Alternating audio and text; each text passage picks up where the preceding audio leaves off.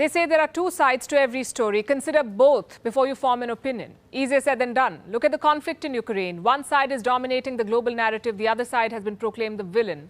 I'm talking about NATO and Russia. And while there's a solid case against Russia here, this story too has another side. And as the tellers of the story, we must dwell on and reflect it. Vladimir Putin's aggression is being called out, and rightly so. Invading a sovereign country cannot be justified. But what led the world to the point of this invasion? Leaders in Moscow say they are the aggrieved party. They are the victims of NATO's eastward march, and they're only acting in self-defense. Here's why. Over the past 25 years, NATO has been creeping closer to the Russian border. Former Soviet states have become NATO members. This military alliance has technically absorbed the entire security belt of Moscow. Russia sees this expansion as a provocation. It hurts their security interests and won't end well for both sides, they said. The warnings were clear. NATO ignored them. Call it their myopia or arrogance. They downplayed Moscow's concerns, kept proceeding with new rounds of expansion until things blew up in Ukraine. Did NATO push Ukraine into this war? Hello and welcome to Gravitas Plus. I'm Palki Sharma Upadhyay, and today I want to discuss why NATO cannot escape the blame for what's unfolding in Ukraine. First things first, what is NATO? The North Atlantic Treaty Organization, a security alliance between North America and Europe. It was formed after the Second World War. The goal, they say, was to protect democratic freedom. On the 4th of April 1949, the North Atlantic Treaty was signed. This treaty was simply an anti-Soviet accord aimed at countering any future aggression by the USSR. It established a new balance of power in Europe. It promised all members collective security.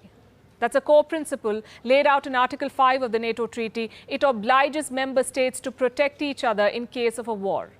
It says an armed attack against one ally will be an attack on all allies. Meaning, if one NATO nation is attacked, all NATO nations will retaliate. This allowed NATO members to pool and share their military resources. They built efficient defense capabilities, but there was more to NATO than just defense. It was an alliance of liberal countries, an engine of democratization that was supposed to promote common values and interests, also push back against the rise of communism. Naturally, Moscow saw this alliance as a threat to its interests. In response, it created the Warsaw Pact in the year 1955. It was a counterweight to NATO, the Warsaw Pact. These were the members. Their goal was the same. If one Warsaw Pact member is attacked, all others will defend it. In Russian historical memory, there were 5 reasons why such a pact was justified, 5 major invasions when the West threatened Russian interests. This includes the Polish occupation of the Kremlin in early 17th century, the Swedish invasion of Russia in early 18th century, the Napoleon invasion of the 19th century, and the 2 wars with Germany in the 20th century. In each case, the very essence of the Russian state was threatened. So suspicion and fear of the West took deep roots in Russia. Moscow began perceiving NATO as a tool of American imperialism. And the assessment was not really off the mark. In 1989, the Berlin Wall collapsed. In 1991, the Soviet Union disintegrated and the Iron Curtain was completely demolished. Europe's regional order hinged on one question. Should Germany align itself with the US and NATO, or should it join the Russians through the Warsaw Pact? The US government, under George H.W. Bush, made an offer to Russian President Mikhail Gorbachev. It suggested if Germany became a NATO member, NATO would stop expanding, not 1 inch eastwards.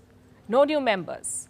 Today, the US says it made no such promise, that no such deal was ever struck, but hundreds of memos, meeting minutes, and transcripts from US archives indicate otherwise.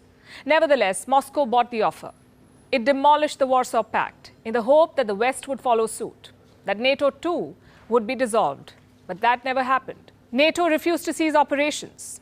And to add insult to injury, they kept the door for membership open. Russia saw it as a stab in the back, and NATO kept pushing the dagger deeper. Look at this map.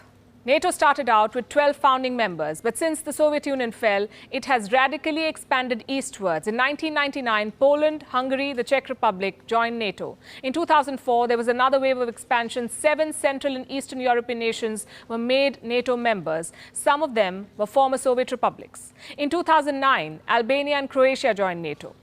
And the most recent entries were Montenegro and North Macedonia.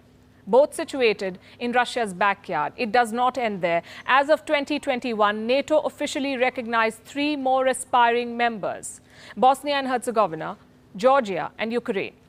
Last we checked, NATO was also in talks with Sweden, Finland and Serbia for membership. So to put it simply, much of Eastern Europe, which once used to be part of the Soviet Union, has now joined NATO, and this happened despite Russia's protests and warnings.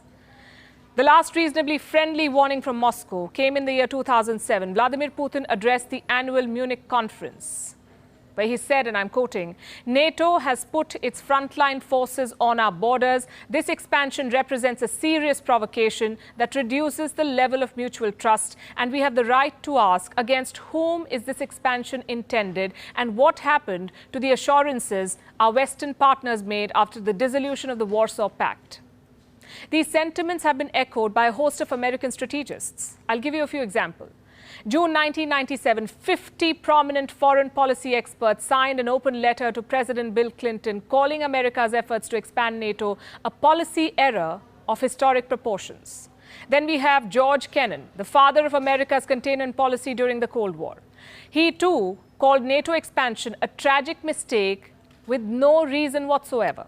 The warnings went on for decades. In 2008, William J. Burns, the U.S. ambassador to Moscow, wrote a letter to the State Department where he said that Ukrainian entry into NATO is the brightest of all red lines for the Russian elite.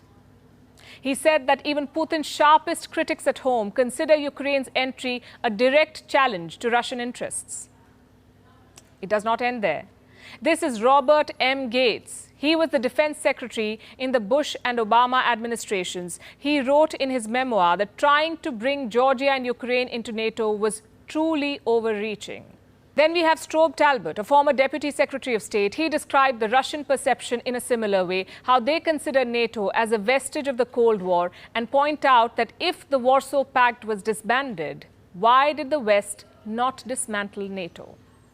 So several voices in the Western world had warned that Russia's protests have merit and that NATO expansion could spell serious trouble. Yet, successive American administrations paid no heed to these warnings. They kept widening NATO's security umbrella. Now, here's the thing. Trying to safeguard the sovereignty of a country is laudable indeed, but inviting a state right on Russia's border into an anti-Russian alliance is provocation.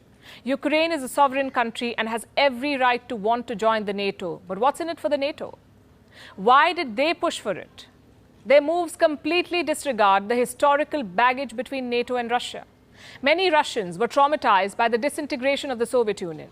In an instant, they lost 1/3 of their territory, half of their population, and most of their military might. They found themselves much weaker before Western unity. They felt that an unjust settlement had been imposed on them, and it was done in their moment of maximum weakness and vulnerability.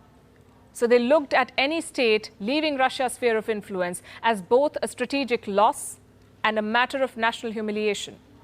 When we analyze why Ukraine was attacked, all of this needs to be taken into account. Does this justify the war? Absolutely not. Russia's actions are criminal, no two ways about it. But the West is not innocent either. They did not do what they could have to avert this war.